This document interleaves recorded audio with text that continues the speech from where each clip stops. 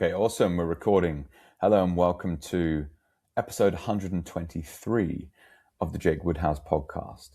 Today, an awesome example of where AI is having a real impact on how business is actually conducted. And it's happening so fast and in such innovative ways that even just this small story says so much. What I'm going to run through today, I hope, is very inspiring, actually, because for small business owners out there, it's a grind, right? You're out there every day hustling, doing what you're doing, thinking, how do I improve my business? How do I become more efficient? How do I leverage my skills as well as possible?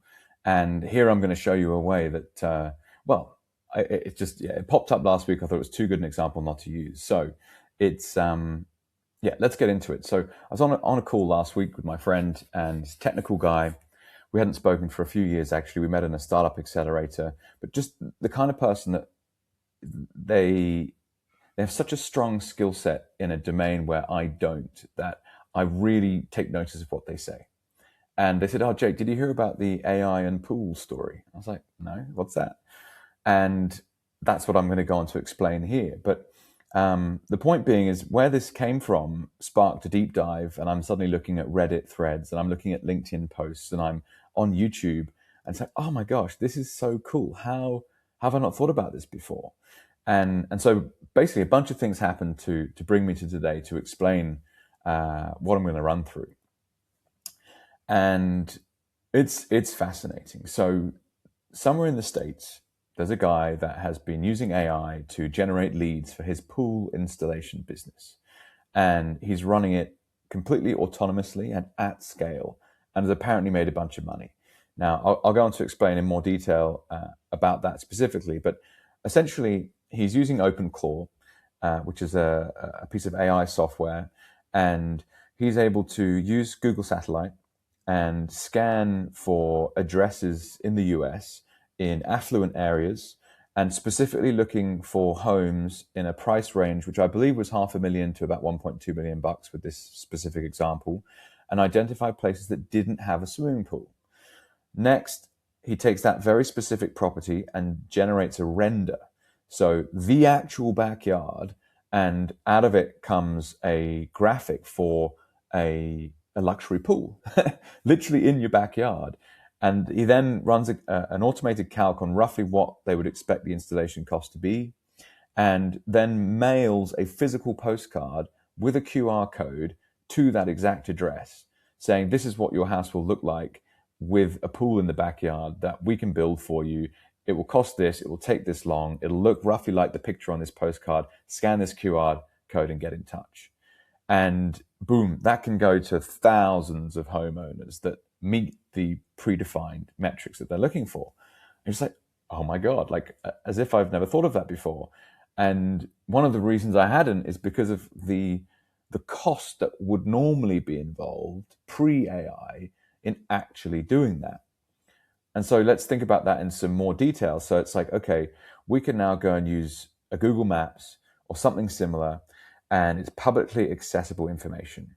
And with that, you can zoom right in, high resolution, and almost every address that you can think of is there. You can literally see it. Like, it depends, of course, how old some of the photography is. Like maybe they've added to the property or it's changed slightly, but you can get very good granular view of like what's actually on that specific postcode.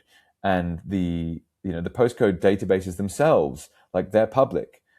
Estimated property values. Every time I log into realestate.com.au, it'll give you a rough valuation. Is it correct? Who knows? But if you can send hundreds and hundreds of the same postcard, then it doesn't matter if you're off by 10, 20%, because the cost of outreach is just compacted so much. And you're obviously able to filter through all the thousands of different addresses. And the type of like ability, for example, like the image segmentation is a phrase I came across. It's like, okay, so you can create the model and it can isolate backyards specifically, like from the fence line, what type of grass it is, what other structures are already there. And use then, like this is where the AI stack comes in, of course. It's like, okay, Mid-Journey, GPT image generation. Like this stuff was literally science fiction only a few months ago. And you could type into the prompt like, okay, we have a property, it's this size, in this location, north facing or south facing or east facing, sunlight, with this much space, generate a pool that looks similar to X or whatever the prompt might be. And it's like, oh my gosh, okay. And now you're able to then plug into these direct mail APIs, something like a PostGrid that has a USPS integration, which means it's an automated print and post. So you're not like at home getting your render, tapping out the address, getting a physical card, popping it in a printer, and then taking it to the post office, putting a stamp on it. Like, no. You literally don't physically touch it. A human is not involved in the entire lead generation process. Like it's honestly, it's unthinkable from previous times. You go, okay, well, what else does this mean? Now, excuse me a second as I just read through my notes. So I have to be blunt, right? I don't have or couldn't find the specific company and the original operator doing this.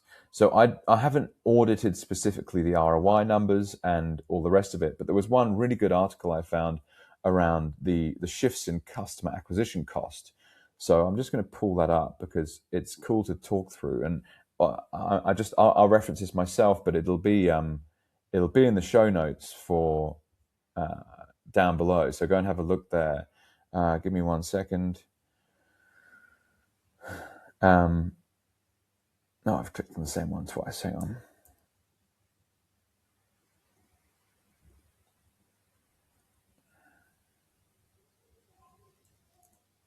Yeah, cool. Okay.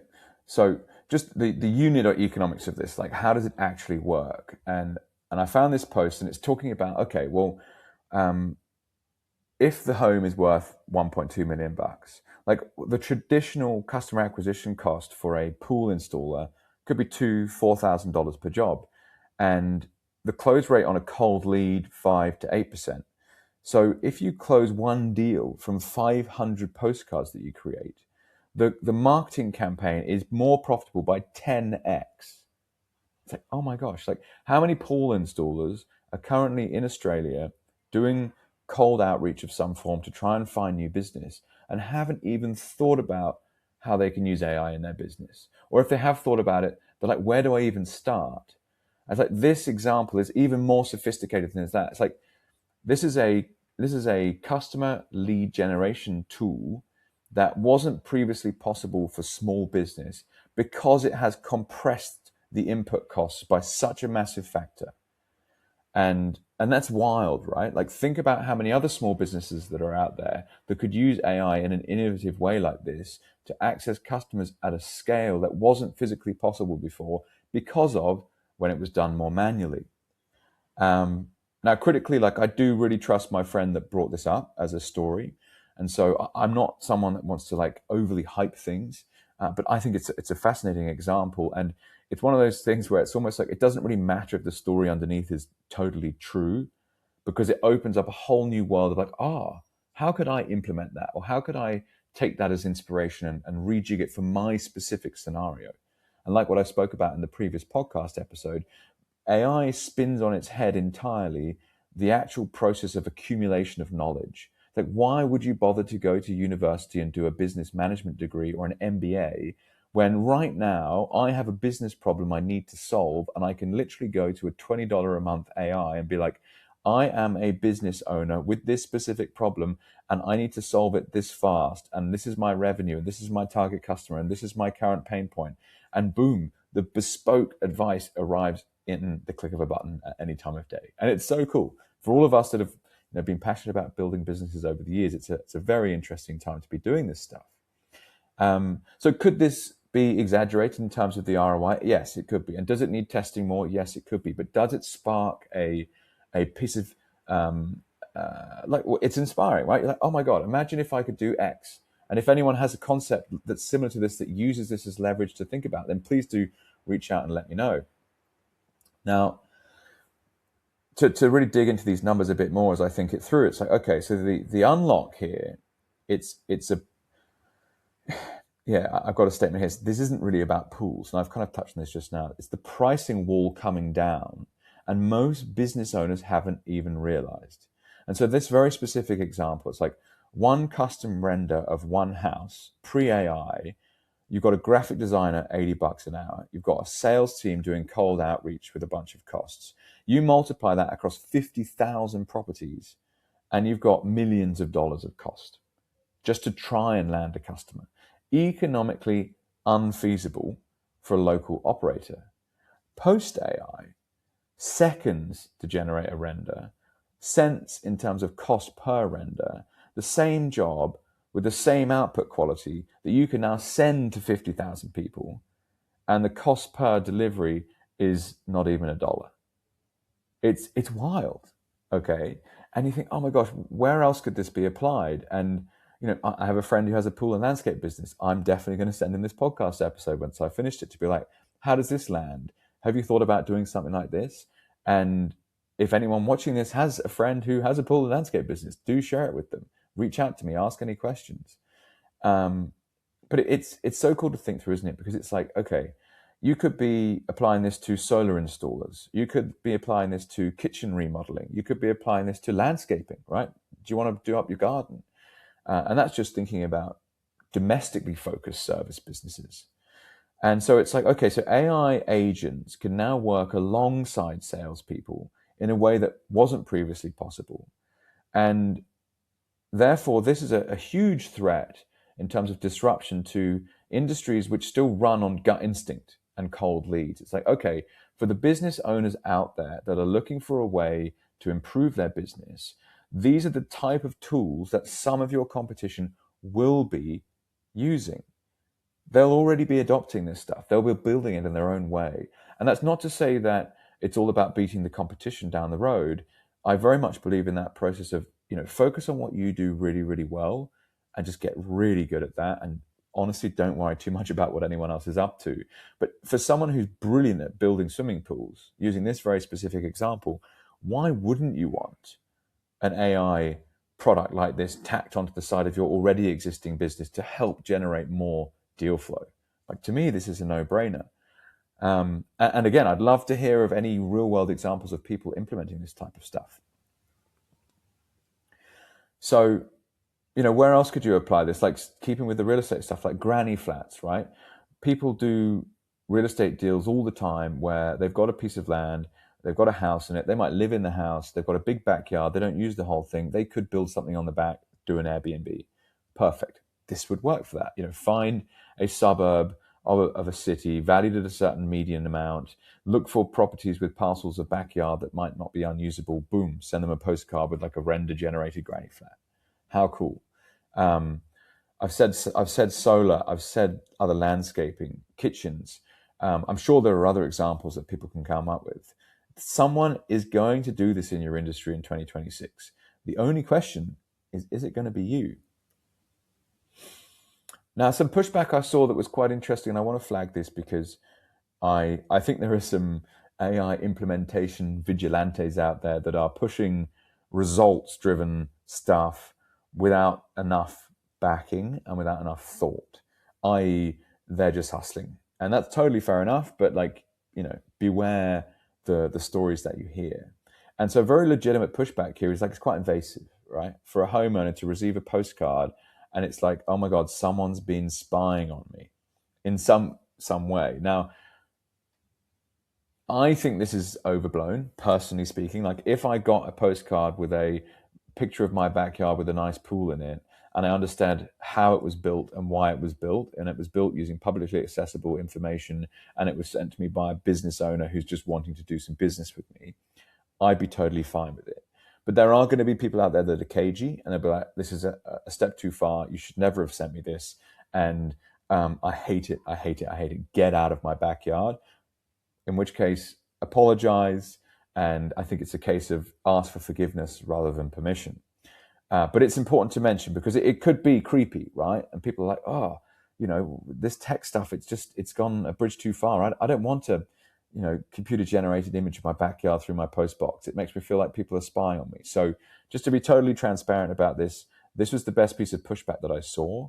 And as a podcast creator, I'm not someone who's in the business of of pumping my bags on the back end and not telling the whole story. So I think this was something that I thought was really interesting. And if you were to do something like this, I would definitely explain myself in the postcard.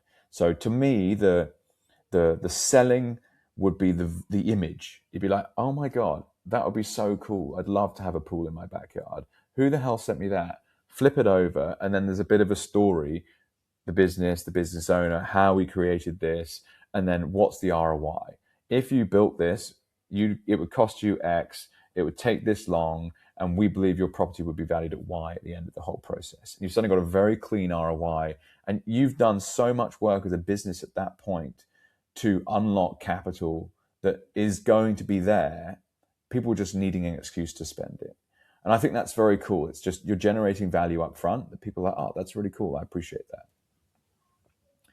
Now, I can't not harp on about this, given the AI assessment tool that I'm building and selling. So I'm going to spend a little bit of time talking about that, and forgive me if this is too much for pump my own bags, but you can stop listening if you want. What does this mean for you?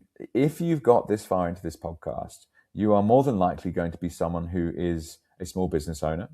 You are interested in AI. You're wondering how it affects you. You're looking for innovative ways to deploy it. And the thing that I am very keen on at the moment is that so many people are looking at it and going, like, where do I even start? What tools work for me? What's actually going to be useful? Is there a risk? And that's why I built the AI assessment. It's like, okay, I'll spend 20 minutes with you. Maybe it'll run to 30 if we have a good chat.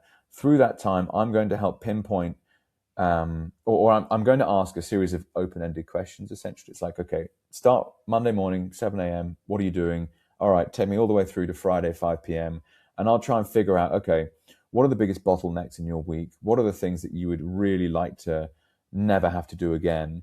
And I'll take that information and I generate a report that identifies 3 or 4 really low-hanging fruits that are easily implementable AI tools that you can take off the shelf and put into your business tomorrow. That if you're someone who's an accountant, for example, and you charge $450 an hour, if you get an hour back, well, suddenly you can charge someone for that hour. And the ROI on your own time is very, very high, which I think is a very cool thing to think through. But AI it's not just a writing assistant. Yes, you can draft emails with it. Yes, you can respond more quickly to inquiries.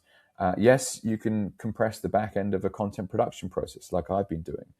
But it's only a very small fraction of what you're doing. If you think about the tip of an iceberg, it's like, yeah, okay, rewriting an article with ChatGPT is the top of the iceberg. It's the very, very entry level, simple stuff. Or installing otter.ai on your work calls that automatically takes notes on all the conversations you have and sends you an email afterwards. Like, very, very easy to implement, but you're not getting the full big picture.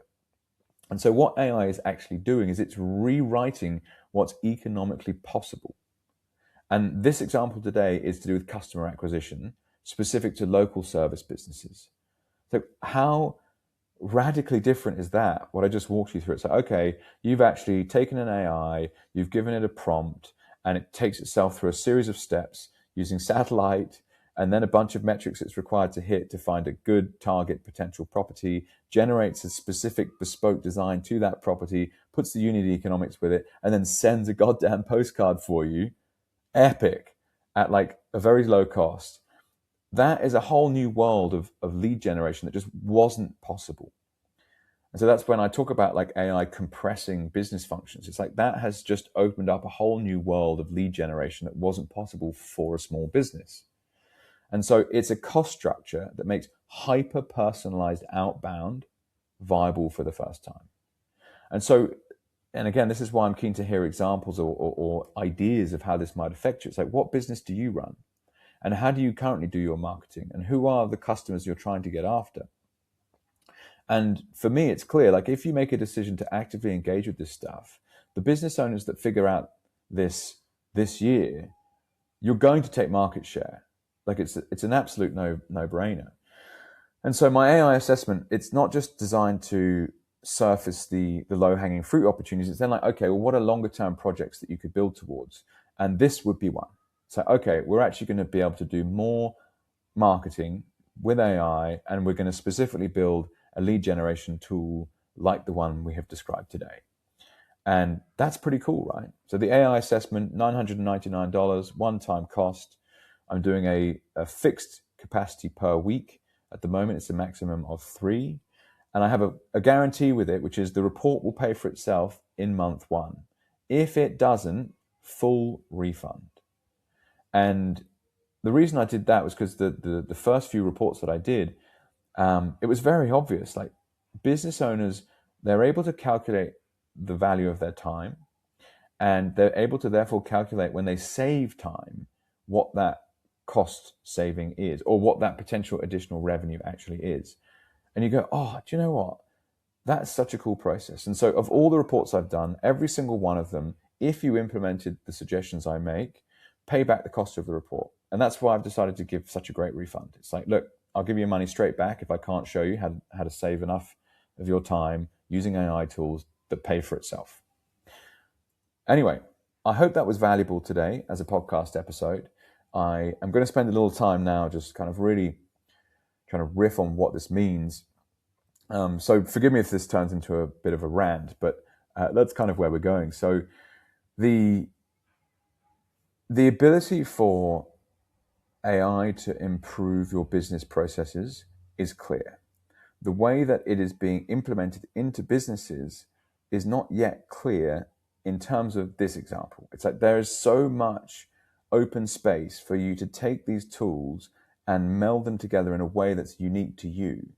And the really cool piece about it is, like, the more that you can use the AI tools that exist today as strategic thinking partners, the better the bespoke advice you get for your scenario will be.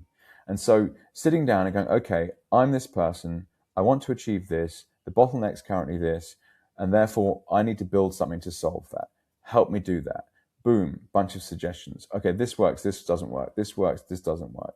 All right, you curate it down to like another suggestion. And it's as simple as like, okay, now you're suggesting I build this thing. Okay, you go to a new software product, you might sign up to start using it, don't know how to use it. Like recently, for example, I've been playing around on the back end of my website. I hired a branding and web building agency a year or so ago to build it for me when I launched my podcast. I don't have a clue how WordPress works. I never had an interest in it. I thought I would just get someone professional to help me build it, so I didn't waste time on it. Now, whenever I get stuck, I'm like, okay, do it yourself. So I take a screenshot of where I'm at, put it into Claude or whichever other tool I'm using, and I'm like, okay, I'm stuck. How do I do this? And it's crazy how quickly you can start learning. And this is where I think a general trend is going to be true, where we'll see more and more and more solo business owners, solo business operators, because you no longer need a marketing team. You no longer need an operations team. You no longer need a finance team. Of course, it depends on the scale that you're at. And of course, it depends on the skill gap that you have. And it might well be best still to hire those people. But there is so many things that you can now solve yourself at the end of a prompt and a click of button. It's like, well, you should just do that. And so the call to action here is like, not just, of course, get an AI assessment done. That's the main point for me, even creating this podcast in the first place. But it's also like, take a risk, take a chance. Do some research and find, like, okay, what is the biggest thing that's pissing you off every single week? Okay, hey, Claude, this annoys me every single week. It costs me 6 hours of time, and send it off. Or equally, like, you might have a small team of 4 or 5 people.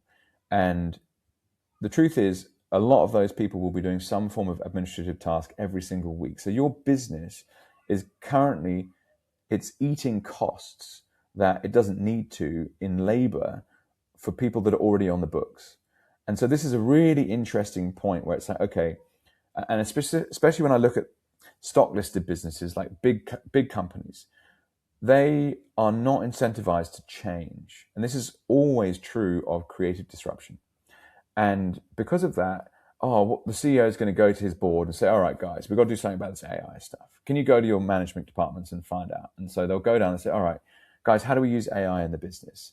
There might be regulatory issues, so they're not allowed to actually type into some of these things, who knows? But they're more than likely to come back. And because people naturally self-select to save themselves, It's my strong thesis that a lot of the middle management are going to come back to the boards of directors and say, well, AI is helpful here, here, and here, but actually, like, it's probably not going to really change things much.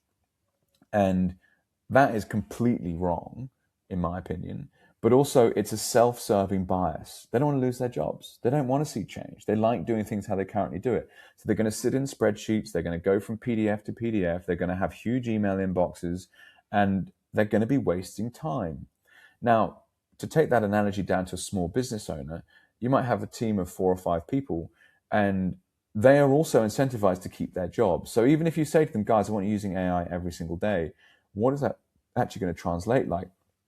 I don't know. So a better way of doing this might be to say, okay, I'm actually going to do my own AI assessment of the business and sit down with each team member and be like, okay, I want you to map out your entire week and tell me where you waste time, what you wish you didn't do, what you'd like to do differently, and where can you input AI tools. Like, frankly, as I talk this through, I could do this for you as well. You could hire me to do an entire AI assessment for the business, and I'd speak to every single person in it and recommend AI tools for each of them. Now, what will happen, and I think this is kind of cool to think about, especially as small business owners, and unlike the slow-moving behemoths that stock-listed companies are, is your 4 or 5 people currently create a revenue statistic that you'll know well, and you'll have a net profit figure that you know well. So, okay, what if you could reduce the time that they waste every single week using AI tools, and then retrain them on other areas of the business that can help you grow? And where are the revenue stats going to be in a year's time? Where's that net profit margin going to be in a year's time? Again, any examples of people doing this, please reach out, please let me know, because this is still so new. Like, it's really, we're talking like the very first wave of what's the right way of saying this? Like, it's commonly held truth that the price of technology comes down over time, and that's what we're seeing here. So the access to AI is now so cheap that it's affecting everyone everywhere. That wasn't previously true even 2 years ago. Like, I was in startup accelerators 10 years ago, and they were talking about AI. But the AI that we see today is very different to back then. And so how is a small business going to change? Well, you have to become more efficient. And if you're not, then your business is going to suffer. And you're going to be employing people that are doing stuff that can be done by a computer for a small setup cost and at a fraction of the amount of time. And that same person, either you have to obviously say goodbye and thanks very much for your help if you can't find other areas for them to retrain their attention, but they can become growth assets in your business. So anyway, I'm going to wrap it up there. Thank you so much for listening and tuning into the podcast. It's already been a fascinating few weeks. I think this is my 3rd AI-related episode that I've done, because I'm starting to feel what happens when you put content out there. It's a slow burn, but I get a message a day or a couple of messages a day from people asking me about this, asking me about that, and that's only going to snowball. So I'm very excited about how the next couple of months are going to play out, and to see what is the reverb? Where is this getting most traction? What defines helpful? What defines success? And the answer is it's going to be very different for everyone.